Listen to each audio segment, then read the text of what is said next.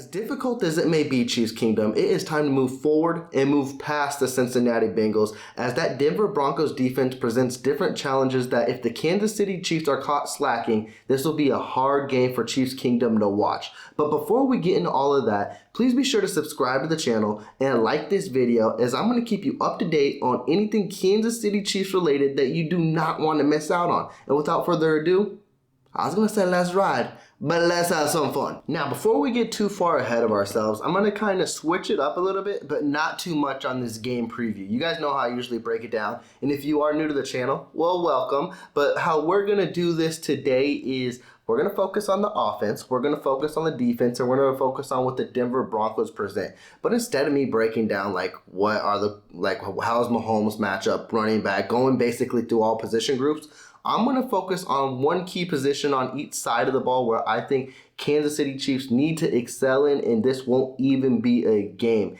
And right now, we're going to jump right onto the offensive side of the ball.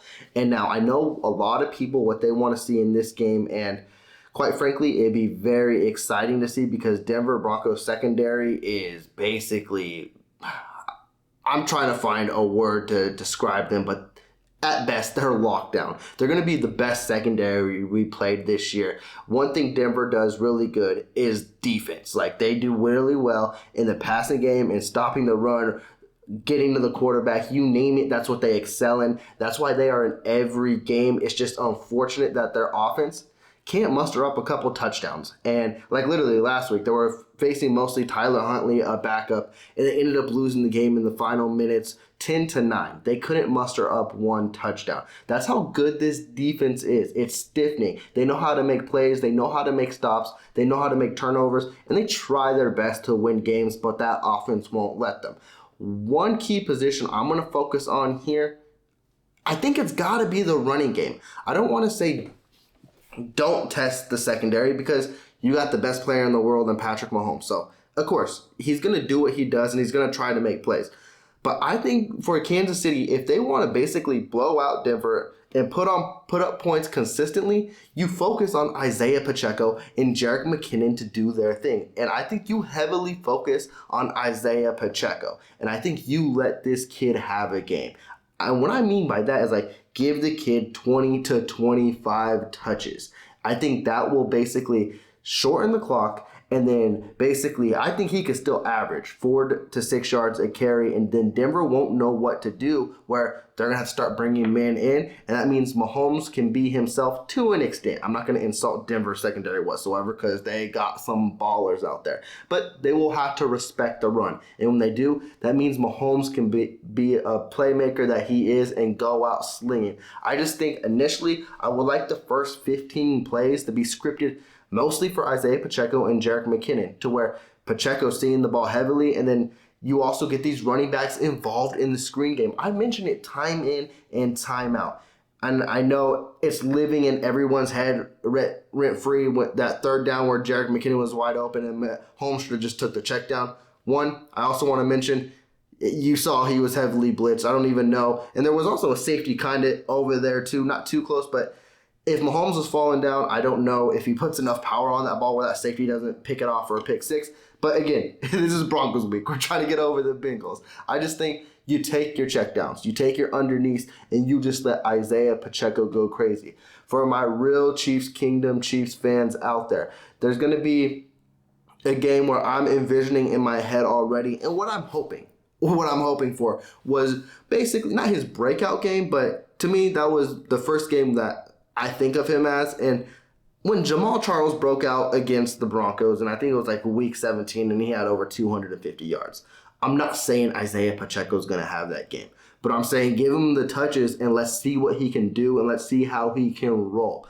And also, too, why I really want to focus on the run game here is because our O-line scares me a lot. Definitely against a stellar defense like this, to where if Mahomes is taking so many drop back passes, I just have a feeling our tackles aren't going to hold up. Mahomes is going to be under pressure. Mahomes is going to force passes. And then it just can end up chaotic, and it can be a very uncomfortable game for all of Chiefs Kingdom to watch too. I think one thing this O-line excels in is run blocking, and they've proven it time in and time out. Just trusting them to do that, trusting them to open the holes, and let them boys do their thing. And also too, week in and week out, we have seen Isaiah Pacheco's basically game improve and elevate to the next level, to where I remember when we came into this year, and I know all of Chiefs Kingdom does as well, as the biggest question mark was his vision. And now you're seeing him being not only looking for the holes, but being very patient and then just hitting them. Like, he's patient and then he just goes 0 to 60 and finds that hole and makes a move. He's going to be a very special back, and I think he can prove himself in this game moving forward. Now, I know the number one question coming into this game, maybe from Bronco fans, maybe from Chiefs Kingdom, maybe from everyone around the NFL. Will Melvin Gordon be active? I sure hope not, but I can understand if he is. He wouldn't see that much playing time. Like last week, Ronald Jones has been active for the last 2 weeks. His first game, he was elevated up. He had a few carries, and then he had a nice screen pass, but that was it. Against Cincinnati, he was out there for a couple plays, but never saw the ball. If Melvin Gordon is active, he's not going to – I don't think he's going to do anything. I don't think Coach Reed's going to make him a focal point in this game. Maybe in the second matchup where he knows the playbook more, and I don't know. But I don't anticipate Melvin Gordon playing. And honestly, it'd be a huge shock to me. And then also, too, if you elevate him, does that mean you put Ronald Jones back on the practice? I mean, inactive? Because then it's like, damn, you hurt his ego. So I think you just stick with those three moving forward. I think it's mostly going to be the Isaiah Pacheco and Jerick McKinnon show, and you just let them boys eat until they bring the defenders in, and then you let Mahomes do his thing. But I really, really believe if the Kansas City Chiefs focus on the run game in this game, this won't even be a game. Now, we do know the Kansas City Chiefs tend to back away from the run game, and if they do that in this game, it can be very iffy. I'm not going to say Mahomes can't blow this team out with himself and making plays. I'm never going to say that. But at the end of the day, I think that's the more difficult task at hand. So I think running the ball is more effective too. And then you just got to trust your O-line to make the blocks and make the run blocks in that situation. I trust him more in the run game more than in the pass game. And also too, key injury updates as well. Andy Reid mentioned today that everybody practiced in some sort of capacity. That means Kadarius Toney and Joe Thuney were at practice today. And when we mean everybody, you guys got to remember, Hardman and Clyde Edwards-Helaire are on injured reserve, so they're not a part of that. So, of course, they missed practice. But McCall Hardman has been very vocal on social media, and he's saying he's close to coming back. He's got one more week on IR, so just be patient. We might get him back because he has been missing immensely. Like, he has been our key piece in the red zone, and he is someone that Chiefs Kingdom has kind of taken for granted, and now that you see him off the field, it's like, damn, he is a key focal point in this offense. So I'm excited to see him come back. I'm excited to see Kadarius Toney come back just because of that limited capacity as well. He made plays. Now he just got to stay healthy. And also, too, let's talk about Joe Thuney a little bit, because I saw some awkward stuff about Joe Thuney on social media that Chiefs Kingdom, I know we get hurt. I know it hurts a lot after a loss because we don't experience much, and you guys might have forgot how it felt a few years, actually 10 years ago when we lost constantly. But there's been a lot of rambling saying we could have spent Joe Thuney's money elsewhere to basically invest in a position of need to where, hey, we can be a competitive and if not a legit Super Bowl contender, which we still are. Come on, knock that off. But you guys are forgetting what happened in the Super Bowl against the Buccaneers where we had to bolster the O-line. And then to say Joe Thuney isn't worth his money, he is literally one of the best guards in the league. Shut up. Come on now. Nick Allegretti does do well filling in, but do you know if it would be legit for a whole 18-game schedule? He could be, but at the end of the day, Joe Thuney has proven himself, and also in his career. These are the first 2 games I think he's missed in his career. He is a dog. Remember last year he played with a broken hand and he had a cast over it, and just to never miss a snap. The dude always wants to be on the field. He is our best offensive line piece. And for people to say we could have spent that money elsewhere, you can miss me with that. there are huge question marks at the tackle position, and definitely Orlando Brown and Andrew Wiley need to step their game up. But when it comes to the guards and the center, it's like, come on, guys, knock it off. Like, you guys are just finding reasons to be mad right now. Yes, we had a bad week. Yes, it was unfortunate, but it's time to move on, and let's hope the Kansas City Chiefs can bounce back to themselves, and it all starts this week against the Denver Broncos. Now it's time to flip sides of the ball and focus on this Denver Broncos offense, and mostly this Kansas City Chiefs defense, which all eyes are on you this week. Like, you really got to answer the bell. Like, you laid a complete egg against the Bengals, and you could say you got your perfect matchup this week against the Denver Broncos because Denver struggles to score over 14 points a game. Actually, that's their average, a little less. So Kansas City has to make a statement. And there's a lot of confident Chiefs fans on social media thinking they will do that. And to an extent, I think they will have a bounce back week as well. But there's also a part of me that is like, if any game Russell Wilson wants to have his best game, it's going to be against us in this secondary. And I'm not going to basically slight the secondary whatsoever because Trent McDuffie is a dog. Joshua Williams has been stepping up, and he's been proving week in and week out that he may be a solid cornerback number 2. And L'Jarius Sneed in the slot, dog. What concerns me the most is our linebackers in coverage and then also our safeties in coverage. Cincinnati did a perfect job last week of basically eating up the middle of the field and giving what our defense was giving up. Now, Kansas City's got to find some way, some sort to make sure Russell Wilson's season continues to look terrible. Because if those underneath and gimme routes are going to be there, any quarterback in this league is going to pick it up. So I'm not going to ask for the players to take their game to the next level because I know they can. But I'm also going to ask Spags to do it as well because he needs to scheme up great plays and a great game plan to make sure this defense is flying on all cylinders. And I think it also starts with this defensive line. I think you got to get after Russell Wilson, who has I think he's been sacked 38 times this year. That's like the 5th most in the league. Get after that boy. That means Chris Jones needs to have a bounce back game. That means these edges need to be flying after it. It's something I didn't see last week, which I don't even know why. Blitz the safeties again. Blitz the corner. Have Sneed come around. That's what he excels in. I swear we didn't do it last week. You need to get back to what the Kansas City Chiefs defense does best. Do not just play coverage.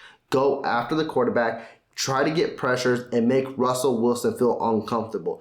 Now, this isn't the same Russell Wilson as old as we are all used to seeing. Because if it was the Seattle days, not even last year because he struggled then too, but a few years ago when you used to blitz Russell Wilson, he was like Mahomes. He'd get out of the pocket, extend the plays, and make hella plays.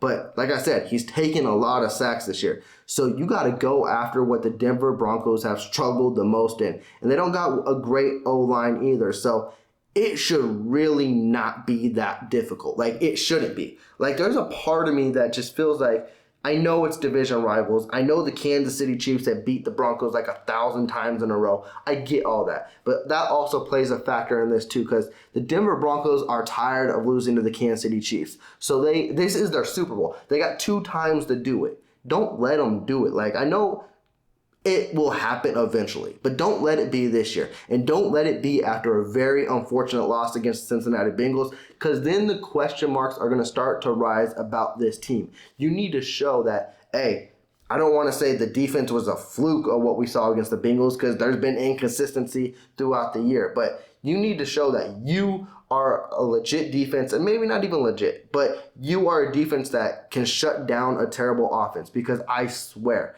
Denver, I'd have to look at their schedule, but have they even scored 20 points this year?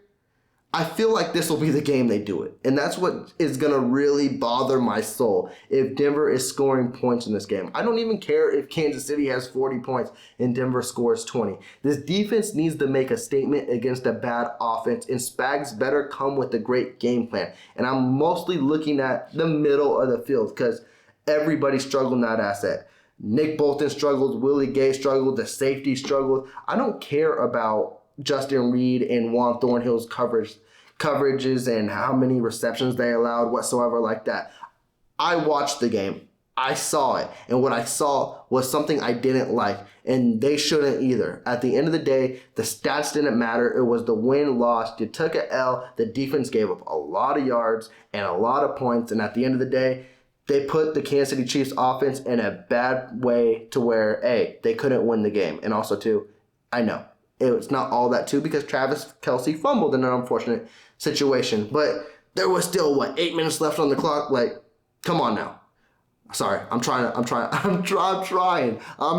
get over Cincy week, but it's Denver week now, I know, and I just think the Kansas City Chiefs defense needs to make a huge statement in this game because if Denver's offense somehow, some way finds life, man, you guys are going to see me so upset Sunday. I swear you are. Like, even if we win, I swear, even if we win, I hope the offense does some amazing stuff because even if we win, and let's say it's 42-21. I'm going to be, how come Denver scored 21 points? And specifically, if it's all offense. I'm not even going to focus on special teams or if an unfortunate turnover happens. If Russell Wilson somehow, some way scores 3 touchdowns in a game, I think that's more than he has thrown all year. Come on, guys. This has got to be the game where you answer the bell. And I believe they can, but there's a part of me that's worried because division rival, because of how many times the Kansas City Chiefs have basically smacked this team. Do it again, show who you are, and show why you run the AFC, and you basically need to have this be a SmackDown game. With that, Chiefs Kingdom, I am going to wrap up this video. I know you saw me a little emotional. That Cincinnati Bengals loss hurts me a lot. I wish we really could have got that W, but it is time to move forward, and hopefully Kansas City can reclaim a W against the Denver Broncos and show they are still a dominant team in the AFC and that they will go back to the Super Bowl and try to get that Lombardi. Let me know your initial thoughts of this game's preview, the matchup ahead. Let me know how you're feeling against this Denver secondary because they are a scary unit, and I don't think they're nothing to be messed with. If Kansas City somehow, some way can find to basically execute, that's great. But focus on Isaiah Pacheco this game. I think he's going to be a baller if they give him the touches. With that, Chiefs Kingdom, I will be checking out. But before I do, please be sure to subscribe to the channel and give me that big thumbs up if you like this video. Y'all take care. Peace.